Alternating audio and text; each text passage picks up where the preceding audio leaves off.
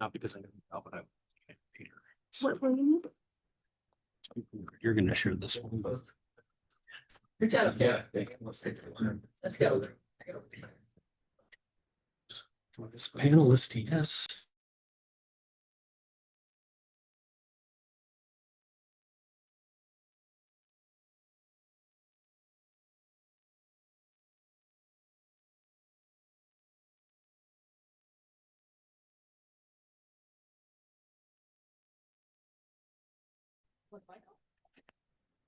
Okay, got it.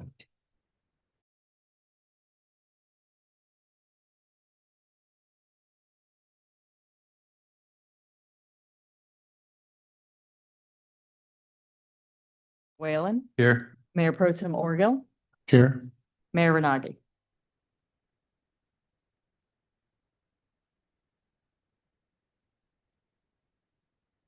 In case any council members have any questions, we can proceed with the staff presentation. Are there any questions of staff prior to the presentation? Okay, we can proceed with the presentation.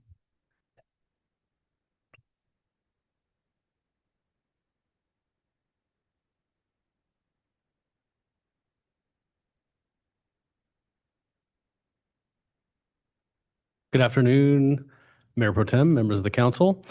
So the first study session item, while we load up the PowerPoint here, is an overview and review of our landscape maintenance, day porter and sidewalk cleaning services. These are here today for study session because we currently have contracts for these services that do expire at the end of October. So we're getting ready to release RFPs to recompete the portion of these services that's done by contractor. And so prior to releasing those RFPs, I wanted to give an overview of the work that we do and allow for some input on our scope of work before we release those. So we'll walk through the current service delivery models, our contractual arrangements, staffing allocations, investment, and areas of operational focus. The goal is to provide a good understanding of how these programs are structured. Next slide. So right now, our service model for citywide landscape maintenance follows a hybrid approach. We have a landscape maintenance division. There are 12 full-time and 5 part-time employees in that division. We also have 2 contractors that help us out, Parkwood Landscape Maintenance and My Botanica. The annual investment within that division is roughly $2 million. About $1.78 million is city staff, and about $300,000 is contract services. So you can see it's hybrid, but much more heavily on city staff. Covers about 108 public sites that we maintain. The current scope includes turf care, pruning, irrigation, maintenance and repairs, weed abatement, litter control, planting, among others. 78% of our sites are maintained by city staff.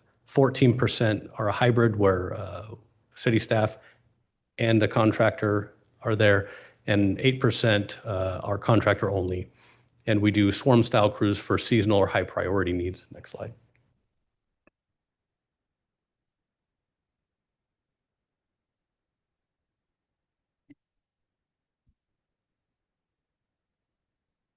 It has frozen.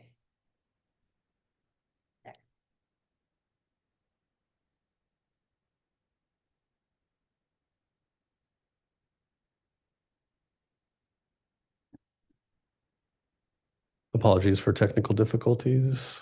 Please bear with us.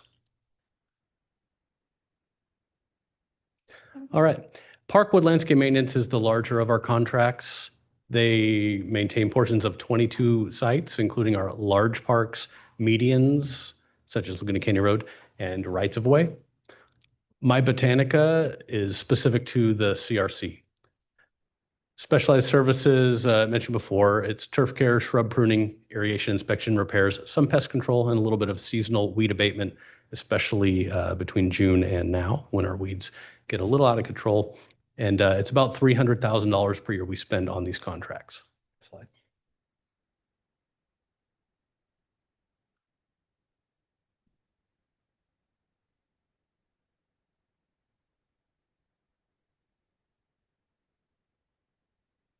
And so the way we deploy our city crews is it's usually in 1- and 2-person teams for routine coverage. You'll generally see in the neighborhood parks a landscape person or 2 that are there, and the neighborhood will refer to that as, oh, that's our landscape guy, that's our landscape team. That's how we generally do it. Whereas when you have a contractor, you'll see them come in teams of 4 or 8, and they'll go through really quickly. We generally like to have presence at our parks, and so that's the way we historically have set ours up. We primarily are in these parks on weekdays. Weekends are limited to essential functions like trash removal and restroom services or emergencies or events. Next slide. All right, so that was our landscape maintenance program, and we'll talk, there are some options of where we may want to expand or decrease in future slides. But moving on to our day porter program, this is another contract we have. Our service provider is Spectrum Facility Maintenance. Our annual investment here is just shy of $1 million, about $940,000. That provides us with about 33,000 hours per year of day porters. The scope here, and you'll see them if you go to the restrooms downtown or Main Beach or Heisler Park, it's public restroom cleaning and restocking, trash and recycling collection, and litter removal around downtown, portions of Coast Highway, as well as a heavy presence in the promenade. Additionally, Spectrum does nightly lockup of 7 of our public restrooms at city park facilities. And that's about $34,000 worth of work. Next slide. So this is where you find our day porters: Main Beach, Aliso Beach, 1,000 Steps at the bottom there, and the South Laguna beaches, as well as some of our higher traffic pedestrian corridors. In the peak season, that's June through September, that's when we increase our staffing and cleaning frequency. And so South Laguna beaches, we have 4 to 5 porters per shift that are servicing all the bathrooms down there. Off season is October to May. We reduce staffing a little bit, except for some busy weekends. And we go down roughly about half of what we have in the summer. We have the rest of the year. So we have year-round operations. We do adjustments for events, holiday weekends, emergency needs, things like that. And one thing I wanted to point out was in 2022, we did expand this contract to improve the pedestrian area maintenance around the promenade to try to extend that and keep it looking nice. Next slide. Our sidewalk cleaning program is also provided by Spectrum Facility Maintenance. Right now, it's within the same agreement as our day porter services, but when we put our RFPs out, they're different kinds of work, so we're going to separate those scopes. It may still be one firm that gets it, but it will be under separate agreements. Annually, we spend about $200,000 on sidewalk cleaning, and this includes pressure washing around our downtown, portions of Coast Highway, as well as our parking structures, the Glen Eyrie structure and the Suzy Q structure, and the library. This includes 138 cleanings within the downtown. That also includes those parking facilities, and 18 cleanings along Coast Highway. Next slide. And so in our off-peak season, October to May, we clean the sidewalks downtown twice per week. This is done overnight. And during the peak season, which we're in right now, it's 4 times per week, again, done overnight. In Central and South Laguna, we do monthly cleanings in the off-season. We do weekly cleanings during the current peak season. And then if there are extra cleanings to be done, we generally do that with in-house staff. We do have a small pressure washer, and we will occasionally do that in-house, but that's not often. Next slide. All right, and so that's a basic overview of these scopes of work that will be in these RFPs that we're putting out here in a few weeks. And so some discussion items that we were thinking about as we update these scopes of work and put them out that we wanted to get feedback on is, do we want to expand some of our contractual services? We could consider additional park maintenance tasks like shrub pruning or irrigation repairs or stair sweeping at our beach approaches, which we currently do most of those in-house. We could do that to supplement staff and improve our service delivery. We don't have a lot of weekend and holiday coverage, and so we could evaluate adding weekend and holiday coverage in our high traffic zones, downtown, for example. And then there are some key areas where we may want to have more frequent maintenance if we feel we should have more. such as downtown beach accesses, some of our major intersections, like Forest and Broadway or the Coast Highway medians. And so that's one area we could expand. Right now, our plan otherwise would just be to put our RFPs out, maintaining the status quo. Or if there's a desire to reduce, we could do that too. For day porter cleaning services, a couple of discussion items could include underserved areas. If there are areas that could benefit from routine cleaning or restroom maintenance that we don't do enough now, maybe this is increased peak season cleaning at Blueberry Canyon Park or Alta Laguna Park, additional coverage on areas of Coast Highway we don't currently maintain, such as in Central Laguna, or expanded service in North Laguna. In some of those areas, maybe Astor to Jasmine, for example. And then we may want to consider year-round porters at some other higher use areas, such as the Glen Eyrie parking structure, Heisler Park, or maybe within the HIP district as well. For sidewalk cleaning services, we could evaluate increasing our pressure washing at the library or the Glen Eyrie structure, or adjusting the downtown schedule. We do it 4 times a week in the peak now. I've gotten feedback that maybe we should do more. And so that's an option. And then we could expand coverage areas to areas we don't currently serve for sidewalk cleaning, such as also North Laguna along Coast Highway, or Central Laguna generally along Coast Highway. Next slide. And so with that, staff is available for questions. I have Deputy Director Reza Jafari, who oversees implementation of this contract, as well as Ashley Moran, our Senior Analyst. And thanks. Questions? Yeah, I have a few. Thanks, Mark. So in Heisler, so Heisler's looked quite a bit better recently, but so do we have, who services, does Parkwood do the maintenance? You guys do it? Yeah, Heisler Park is serviced generally by city staff, and that one has the dedicated team of Okay. landscape worker, and it's basically a team that oversees that. You know, I was wondering what we can do about, I always bring this up to you, these picnic areas, they just get trashed. I mean, I feel sorry for you guys actually, because people are so sloppy there that there's always trash there. People smoke back there like crazy. And also, the pavement is dirty. It just gets so much use that, it's just a mess constantly. So there's that one question I had. Councilmember Kempf, you mean the pavement, the asphalt pavement? Yeah. Okay. Yeah, I mean, it's just grease and stuff from the barbecues and, Okay. 'cause, the rest of the park will look really good and you walk over there, it's like, oh, man.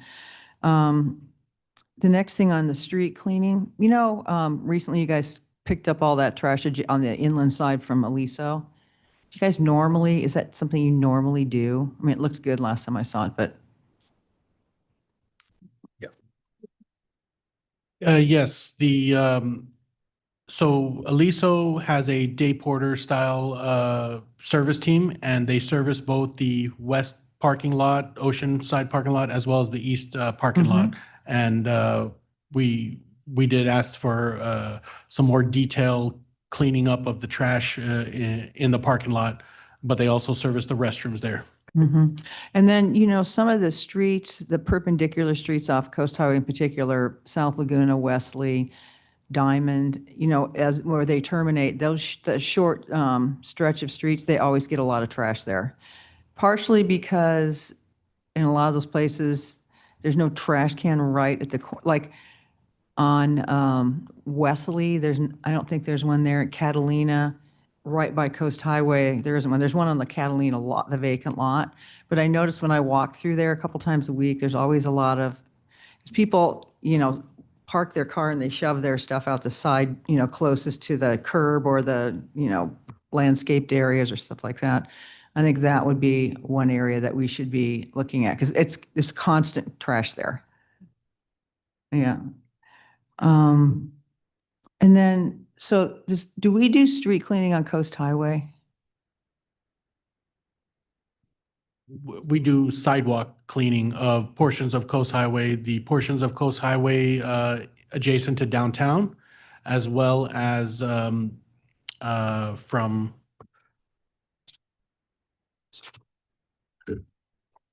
Sorry. What I'm talking about, Reza, is like the curbs where all that stuff collects, people So- throw stuff out the, As far as the street itself, we do street sweeping services along Coast Highway daily. Majority of Coast Highway is swept in the early morning hours daily. However, when cars are parked there, we do not have Right. parking restrictions, and when cars are parked there, we can only capture what is available for our street sweeper to be curb adjacent to. Mhm. Okay, thanks. A follow-up question on that. So for what areas, so it sounds like we only do sidewalk cleaning on the areas on Coast Highway in the downtown area. Is that accurate? No, I apologize. I didn't have it well mapped in my head, but we do sidewalk pressure washing in the downtown area 2 times a week in the off-peak season. On the PCH part of the The downtown area? PCH part. And then we also do another stretch in what we call Central and South Laguna once a month from October to June, and once a week for the months of July and August. And Okay. I'm, So every sidewalk along Coast Highway is going to get cleaned at some point by our crews? It's no, not- No. Mm. So what areas are we not doing it? And then who's doing that, or is nobody doing it? we currently do not service between Pearl and Moss Street, as that's a major gap in a portion of Coast Highway that we do not service through this through our current program. Is there a reason for that? Not a great reason for that. We historically have not, and it wasn't in the current contract. So it is something we could add to the scope when we put it out to bid here in a few weeks. So, I mean, I appreciate all these questions. We'll get public feedback and give responses, but how does, from city staff's perspective, because I mean, from our perspective, our job is we want the town to just look pristine, right? That's our goal here. How do you think we're doing in that? And then I guess my question would kind of turn these questions to you if you had, because, Dave, do we have budgeted money for each? I mean, it seems like the question for us is, do we want to increase our budget for this? But then staff would be better positioned, or should be better positioned to know, okay, where would we allocate these extra funds? If we had this amount of dollars, we'd put it, because their job is to make the town pristine, we can give input. So I guess that's, maybe we'll go to your question about the budget, Dave, but Mark, how do you think we're doing in general? So I would say that areas where we have a gap and don't currently do it, we're not doing well because we don't pressure wash those sidewalks. And so I would like to, in the scope of work we put out for bid here, include those gaps to get pricing from a contractor. And so we could do that because ultimately these contracts come back to council for approval, as well as our current budget does not account for increased services. And so we kept the budget for this fiscal year in line with the previous fiscal year. So it would be an increase in service or increase in costs. And so I would say that in areas we do currently pressure wash, I don't know if 4 times a week in the summer season is enough. If I were recommending, I'd say we would do it 5 or 6 because we get heavy use in the downtown. And then on Coast Highway, where we do have the gaps where we don't currently do it, I would like to get pricing in our RFP for that as well. So what's the other feedback you would have for changing the scope? For the others, I would say that, porter, you're talking about like the day porter services in general. Everything, yeah. In general, I would like to, in the scope, add more to the scope to get more pricing. I think it would be good, but I want to be sensitive to, we try to keep our budget this year within the revenues we projected, and so it would probably increase cost. Okay. Other questions before we go to the public? Yeah, quick question. So I know you guys have a lot to do and you're spread really thin, so understand, I do understand that. But I do think that we need to, in addition to what you're talking about, Alex, understand better what we're getting for our money on the outsourced services. When I walk around downtown, I know that we say that we're doing the water blasting 4 times a week, but there's several areas right now that have had ice cream spills on it, and it's been there for several weeks. So as you guys know, water blasting to one guy is different than another guy. One guy could be 15 feet away from the spill, and another guy would walk up on it and literally be 12 inches over it, and it would be more effective. So I'm wondering, we can talk about all these minute details and how to best cover them, but I'm wondering if there's a way that we could take a designated area and establish expectations and photo document it and make sure that the vendors completely understand what we're looking for and the level and the quality, Question. Other questions before we go to the public? Yeah, I just have a couple quick questions. Just off the top of your head, and this is more out of curiosity, is the day porter program relatively new? It's not, though the day porter program in South Laguna is, because that came on when we took over the South Laguna beaches from the county, and that was a big increase in the cost of the contract because that area we didn't already have a team servicing, and so that is relatively new, and the expectations of service down there did increase once we took the beaches over, and it did increase costs quite a bit. As for the other locations, we've had that program for quite a while. Okay. My other questions or comments, take them as you will. It might make sense, and I guess this would be a question for you. Would you recommend looking at some kind of pressure washing of Heisler Park, particularly those picnic areas, to address some of the concerns that Sue raised? And then my last comment. Yes. Perfect. My last comment is really, I think from my perspective, our quality of life as residents is really important and our environment is really important. And one of the things that I think is most heartbreaking for me as a resident who cares about the natural environment is seeing, those overflowing trash cans and the seagulls are in them, and all of a sudden you've got trash all over the beach. It's getting in the ocean. So as you consider all of this, my priority would be those areas that are having an immediate environmental impact. So making sure we've got the service we need at those beach access points and, limiting the amount of trash that's actually getting into our ocean. Good point. Yeah, thank you. If I could, one quick thing. Staff is looking at alternative trash can receptacles themselves. One of the issues we know, is that when we do our surge for the summer, we add as many trash cans as we can in areas, but they don't always have lids, and we know the issues that come with that. So we are looking at alternatives, what the adjacent communities around us are using, to see if there's maybe a capital investment we could recommend in the budget to help with exactly that. But point taken. Thank you.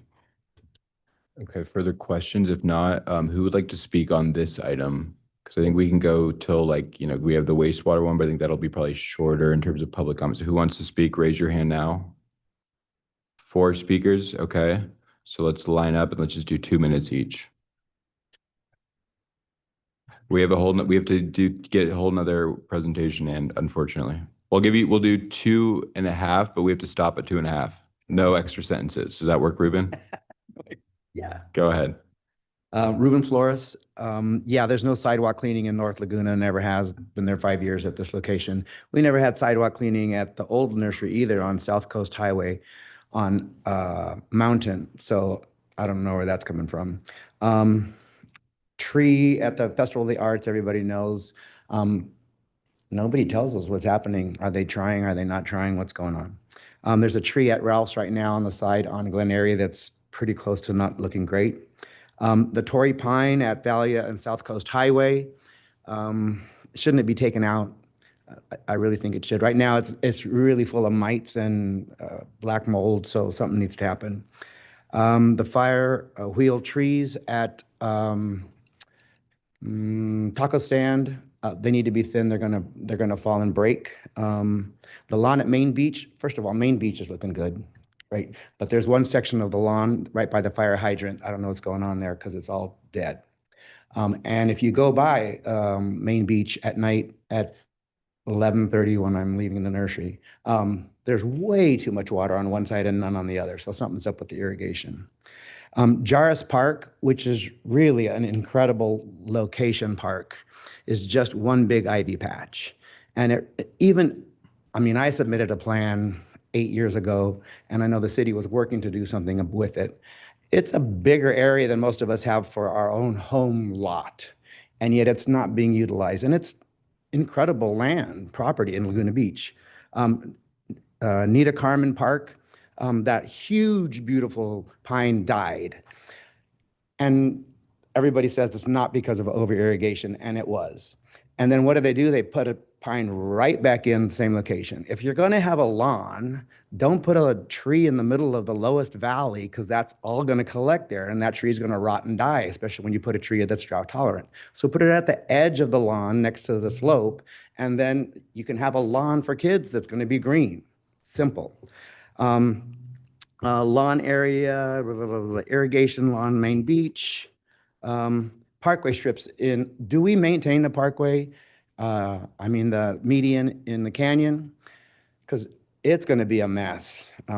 It's the wrong plantings, and I think I brought some plants in one city council meeting, and it's going to be, is that already, or 30 seconds? Okay. At the Festival of the Arts, stiper grass. I don't know if you know what stiper grass is. It's a really good looking grass. And there was probably 30 of them 5 years ago. And I said, you guys need to really get rid of this grass. And now there's 300 of them, and they're just overseed on their own. And they're going to get into the median strip, and they're going to get into the village entrance. And you know that it's a huge problem. So before it gets out of control, and I don't like this finger pointing between Festival of the Arts and the city. We're all together. Let's just fix it. Thank you. Thank you. Next speaker, please. Hi, Bob Borthwick.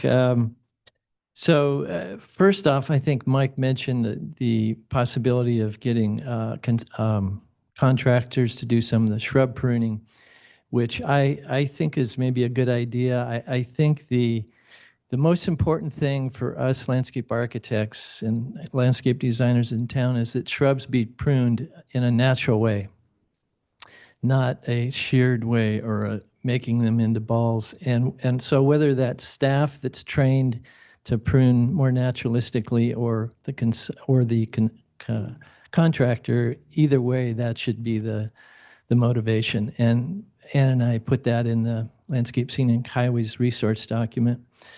But the main reason, or the most important thing I wanted to talk about today is the mini park at the frontage road. Because I designed that about 20 years ago, and it got torn out, of course, when the channel was redone. So when I first designed it, I got to know the people down there pretty well, and they wanted a barrier for the canyon that we did put in. That tall shrub has been redone, and so that part is okay, except for those shrubs are dying now. There's probably a third of them that look bad, like they're on their last legs, and that's a real important ingredient. So I get calls on this a lot. I just saw Kathy Hallinan, who lives right there. She called me last week and said, I don't know who to talk to at the city, but all of us down here are really disappointed with the mini park, because when it was first put in back in the day, there was a lot more plant material, a lot more richness to it. And that richness kind of went away when it was redone. So I talked to Mark Tresick about this a lot. He agreed. And before he retired, we'd worked out a program to put back in what was there before, and it just never happened. So I know that staff is overworked and so on, but I think the park deserves more TLC, and the residents would really appreciate it. Thank you. Thank you. Next speaker, please. My name's Steve Stewart. I get a lot of people talk to me about the concerns within the parks in the cities, and I was wondering, aren't blowers illegal in the city? Yet every single park by Parkwood is maintained with blowers. Also, a lot of people are complaining about your carcinogenic fertilizers that you're putting out on the lawns and not notifying anyone. Their pets are getting damaged. They're having trouble with it. Another thing is the sprays like Roundup, whatever you guys are spraying. There's no notification, there's no signs. People are going in it with their pets a lot. And I can get record of these people if you'd like. But I really think we need to pay attention to the reality of what landscape's doing to the city too, and the runoff. That's all I have. Thank you. And then our final speaker. And the most profound. And Christoph, my goal for the landscapes of Laguna Beach is that people look at them and they say garden by the sea. And we're not looking at these landscapes as gardens, and we should be, because this is a resource that we have as a city.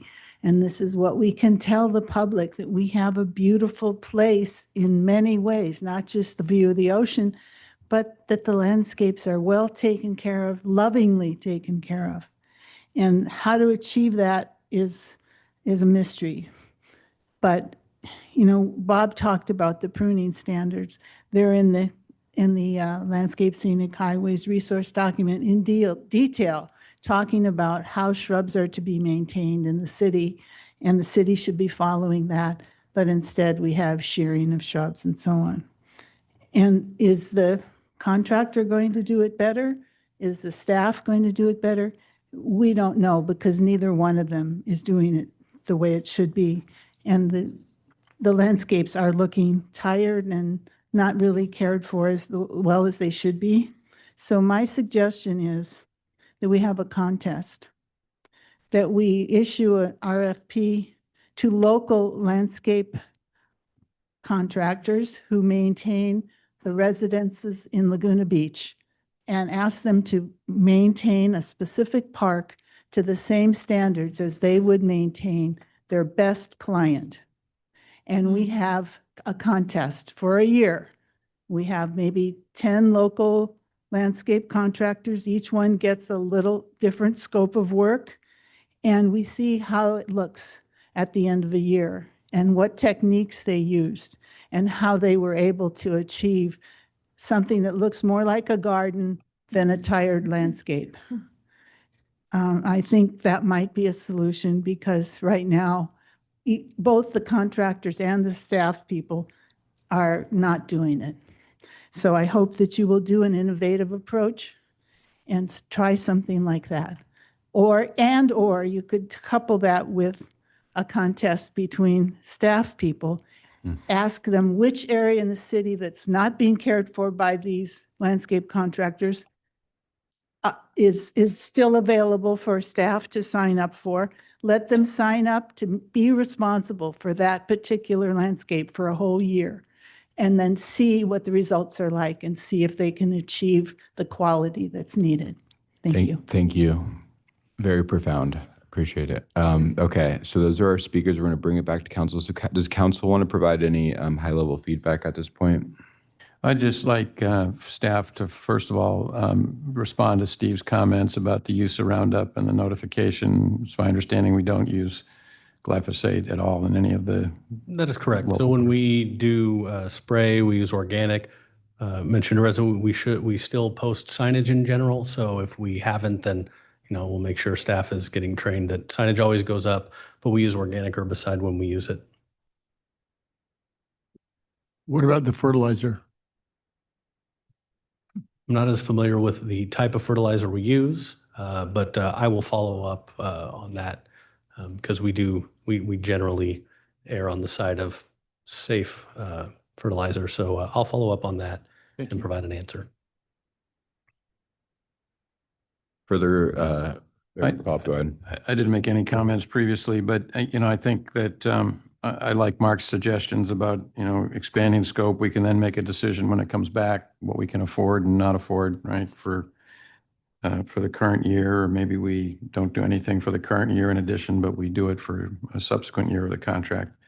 I do think that the notion of, having people kind of responsible for particular areas is a good idea, or a supervisor or somebody. For example, some of the areas I think of is if you walk from Heisler Park from, the Divers Coda and then take the path all the way along, And you look at things and you just say, gee, I wish the, the grass weren't growing in amongst the flowers here, or I wish there'd be mulch here. I think if somebody just walked along and looked at those things, there'd be little things that could be done that would be an improvement. And I don't expect the guys out there every day to be the ones, so maybe somebody needs to go along and sort of do that. Same thing from here at City Hall, walking the path all the way out now to the area Bob Borthwick was describing, which is woodland, I guess, where we've had all the improvements along the way, and there's stuff in there that's dying and shouldn't be. And I don't know whether that's an irrigation problem or whatever, but we spent a lot of money, and these are very public areas. Or, like the other day when I was walking along there, and not a big issue, right? But you're walking along between City Hall and going to the Festival of the Arts, and there's branches hanging down, so you have to duck your head, to get under them. I mean, little stuff. So if somebody were saying, hey, I'm going to walk this every Monday morning, and, just make a little list of things that need to be, I think that would be an easy way of just raising the bar, so. Well said. Further comments? I just really want to acknowledge the speakers who were here tonight. We have so much expertise in this community and so much passion for these landscaping opportunities. And I appreciate you guys being here and lending your expertise. And I do think that if we did do something like a couple sample areas, that some of the folks that do this in town could play a part in that, or at least oversee it. And as we try to set the expectations going forward, that way we have something to budget to, right? It's just as difficult to budget to something if you really don't know to what level you're going to take it. And I think that we need to come to a consensus on the level that we want it to take it to. I did try to get the budget for the Montage, for instance, for all the landscaping that they do. I haven't been successful as of yet, but it's going to be interesting to see what that comes in at. Sue, anything? I mean, I think we should just look at some areas to focus on. And so, Mark, do you guys, the supervisors of the maintenance crews, they come out and walk around and see kind of how things are looking? Yes, we have a landscape supervisor over the team. And so some of the discussion I've had with Reza is, should we have more of our staff doing the oversight, but then right now they're doing the day-to-day. And so it's one of the things we thought with the contract, if we added some scope in there for the contractor, at least one or two extra staff could be in that oversight role and do this kind of work, but it does increase the cost. And so, but we, I think we're receiving, I think I'm getting the feedback from the council of the expectation. So I think we will expand the scope of what is bid on by the landscape contractor to include a little more of some day-to-day tasks to help free up at least another staff person to provide better oversight. Yeah, I think, maybe focusing on a couple specific areas is fine. I like Ann's idea to some degree, but I don't want a bunch of bosses running around telling Public Works what to do, and it just gets to be kind of a mess. So I think if we kind of defined a couple areas that we want to look at, maybe someone can help us with that. I mean, anybody who's out walking around who's really looking, I've noticed this too. I mean, I'm not a landscape architect, but I can look at things and see what doesn't look good. And, we have quite a few areas that we need to do some work on. It's hard because we get a lot of people, and a lot of people are trashing our town different ways. But I would say just pick a couple areas maybe. Yeah, so I appreciate all the public comments, the comments from my colleagues up here. I think there's sort of two issues at play here. There's one where it sounds like there's some common sense areas where we just need to expand the contract, but then there's other areas, with respect to sidewalks, on Coast Highway, for example, that's very common sense to expand that, in my opinion. But it also just seems like we sort of have a project management issue here where it's like you can have, all it really takes is just to go out one day with them, and I'm sure there'd be a lot of feedback about that. And it just seems like we're sort of acting as though, the job of a consultant is to sort of do what we want them to do for us. It's not really, they're not going to solve it we're accountable, not them. And so I just feel like, I think there's we have a high level of expectations in this town. I always get feedback about, the fact that things just don't look as good as they should look in this town. And when I look at our budget here, we are spending a significant amount of money. Maybe we need to increase that, but we also just need to be thoughtful and introspective about how can we improve. And otherwise, we're just going to be kind of in the same situation. So I don't know, maybe Mark, you and Sue can kind of, I know you both have been involved with this, but you can provide some more high level feedback to staff as we figure out the next steps here. But it just seems like the first step is sort of figure out what's the problem and how our current approach has been, and then using that to guide, next steps. But I think this is a good session, and appreciate all the feedback. So anything else, Dave? No, okay. So then let's now go on to the second item, which is the wastewater master plan. So Mark, are you going to be I'm assuming you'll be presenting that one as well? Yes, myself and a couple more staff are here.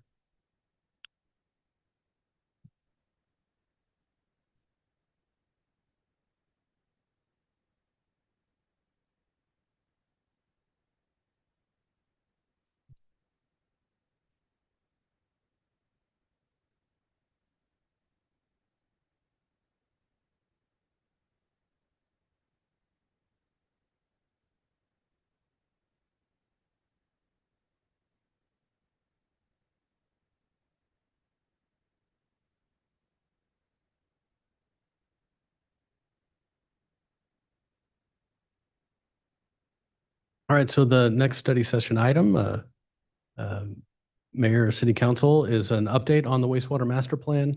And so we've been hard at work. Today's study session will give you an update on what we've done to date, as well as some rough order magnitude of investments we've identified as being necessary in the system. And so today I'm joined by Ulysses Escalona. He's our senior project manager overseeing the effort. And we have our consultant who's preparing the wastewater master plan from Dudek here as well. And so with that, Ulysses, take it away. Thank you, Mark. Our master plan objectives include analyzing hydraulic capacity, identifying system deficiencies, assessing the condition of pipelines, manholes, lift stations, and urban water diversion structures, prioritizing rehabilitation and replacement needs in both a 10-year and a 20-year capital improvement program. And we're also updating our GIS maps to reflect the latest system data. 5 flow meters were installed from December 2024 through February 2025. The data collected allowed us to build a trunk sewer hydraulic model, which found no capacity deficiencies at this time. We reviewed 30 miles of pipeline CCTV records. These CCTV records were obtained over a period of 5 years from 2016 through 2021. Defects identified include cracks, root intrusion, and other structural defects. The recommended repairs and rehabilitation methods include cured in place lining, full replacement, and point repairs. Cured in place lining involves inserting a liner into an existing pipe, curing it, and ultimately creating a new pipe inside the existing one without excavation. The city has had a lot of success with this lining method. 15 miles have been lined as of these past few years. Full replacement involves excavating and removing the existing pipe, installing a new one in its place. And lastly, point repairs involve fixing the damaged sections of pipe rather than replacing the whole thing. A cost summary is provided for pipeline repairs and rehabilitation. The bulk of the work includes cured in place lining of approximately 18,000 linear feet. $8.7 million have been identified in recommended pipeline repairs and rehabilitation. As part of the master plan assessment, all 25 stormwater diversion structures were inspected. These storm drain diversion structures capture trash and debris from runoff. During the summer season, runoff is diverted to the city sewer system, improving water quality. All units were found to be in good condition, with maintenance already included in our current operations budget. Our system consists of 2,937 manholes. 300 manholes were surveyed, which is about 10% of our system. The survey work includes capturing GPS locations, elevations, invert depths, with the focus to improve our GIS and hydraulic model. The master plan capital improvement program will include additional topographic survey work for the remaining 2,637 manholes. We assessed 400 manholes, which is about 14% of the total manholes in the system. These 400 manholes were selected for assessment based on routine inspection, maintenance activities, and staff knowledge of areas of recurring problems. The condition assessment of these manholes included internal scanning to identify defects and evaluate structural integrity. Rehabilitation methods recommended include geopolymer mortar repairs, cured in place manhole lining, or a combination of both. Geopolymer mortar repairs involve applying a cement coating inside a manhole to fix damage and protect it from corrosion and leaks. Cured in place manhole lining involves inserting a liner inside the manhole and curing it to form a new protective layer. The master plan capital improvement program will include assessing the remaining 2,537 manholes. Fewer structural defects are expected in these manholes as they have not historically been a problem. A cost summary is provided based on condition assessment needs. The bulk of the work includes geopolymer mortar repairs totaling $2.5 million. Assessing the remaining manholes not included as part of the master plan, bringing us to a total of $4 million in recommended manhole rehabilitation.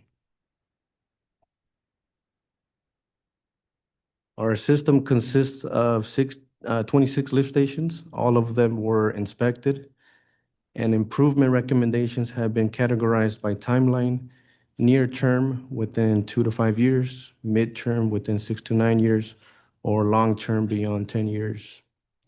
Key recommended improvements include replacement of corroded electrical equipment, replacement of pumps and mechanical components, repairing wet well structures, removal of debris obstructing critical access points. Near-term improvements alone are estimated at $12 million.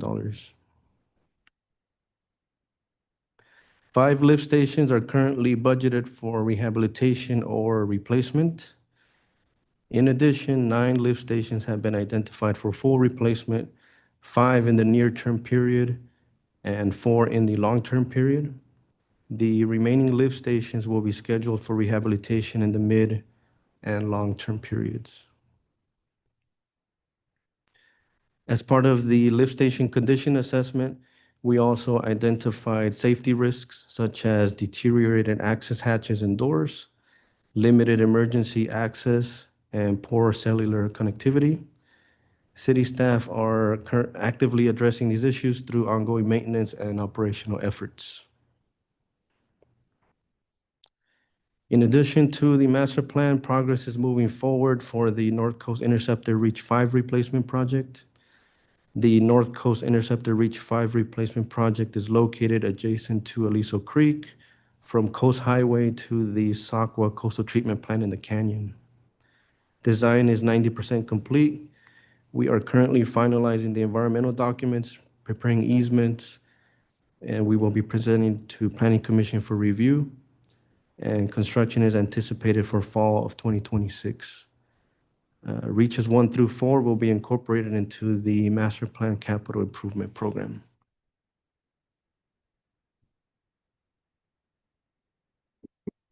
Thanks, Ulysses. And so on this slide here, this is a summary of the preliminary construction costs that the wastewater master plan has identified.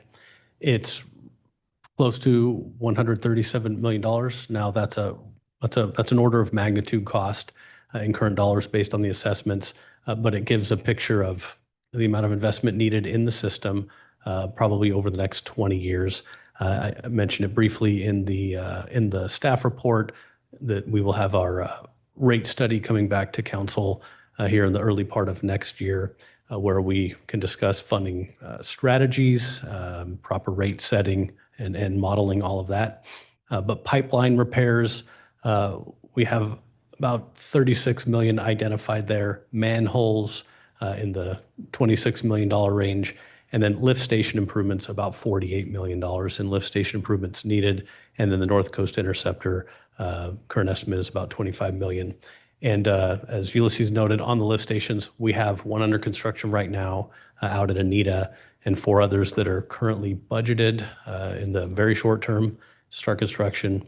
And based on the assessments, you know, it was noted, you know, most of our lift stations are along the coast. They do get a lot of wear and tear from being in the ocean environment. And so we saw a lot of corrosion with electrical and with hatch doors and lids.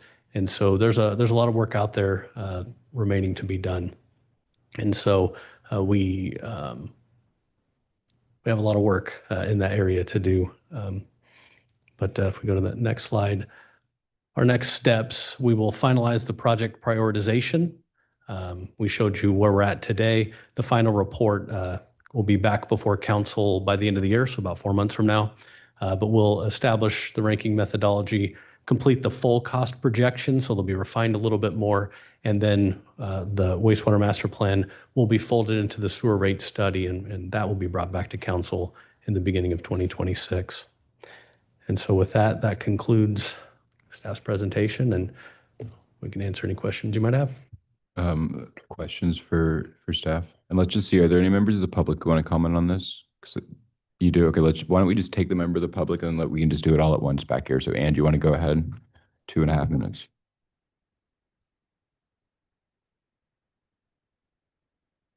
I just have a question regarding the funding for this study and the other activities. South Laguna sewer system is under South Coast Water District. We're just paid for a very expensive sewer tunnel construction. And I just want to assure that none of the costs of producing this study or any of these improvements are being charged to the general fund of Laguna Beach, and it's covered totally by the sewer fees that the people in the rest of Laguna Beach pay. Thank you. Good question. Just to answer that, it's for that. This was funded by the wastewater fund, right? So that's funded from the sewer rates. That is correct. To Ann's point about the inequity, if we were using general fund to pay for this, so I agree with that. Okay, let's bring it back to the council for questions and comments. Very quickly, what is a trunk sewer hydraulic model? Yeah, so the trunk sewer, the trunk just means large. So think of it as large pipes. The corollary would be in electrical, you have distribution, you have the big transmission, the distribution. Trunk sewers are like the transmission for sewers, just much larger. But that is what we did topo survey at points along that to run the hydraulic model, which then identified that our system as designed, no deficiencies in hydraulic capacity, which was great news. Bob? Just a couple questions. On the North Coast, first of all, on the summary preliminary costs, these are all $20-25? Correct. Correct. And then on the North Coast Interceptor, 25 million, is that all 5 reaches or? 5 reach or just reach 5? Or just reach 5? That was all 5. All 5. And then on the inspections that you do, the CCTV review, I kind of have a fuzzy recollection of this, but you know, a lot of our issues have been with laterals that aren't part of our system, right? I mean, they are part of our system, but they're private laterals. Does the CCTV, weren't we talking about being able to inspect laterals somehow? Yes, so that's in our new CCTV van that I think I provided an update recently that we now have that at our yard. And so training is underway right now on that. And so very shortly we'll be rolling out, and we will be able to identify the issues in the private laterals by, you know, while you go by, look to the right. Or the left, but generally to the right, and you will see, you know, roots coming in or any separation between the private lateral and our sewer main. And so that should help identify over time any issues with the private laterals. It takes about 5 years to get through the whole system in doing that. And so what we relied on here was we did CCTV most of our city system between 2016 and 2021. That did result in us lining about 15 miles of pipe. There's another 15 miles identified now that would be next to do based on that same CCTV footage. But the private laterals, they'll be coming. And if, as you start that process, if you see issues, you would be notifying neighbors or notifying residents, hey, you've got an issue with your lateral. That is correct. Yeah, okay, thank you. Further questions or comments? Just curious, Mark, how many permits for laterals replacement do you think that we get a year?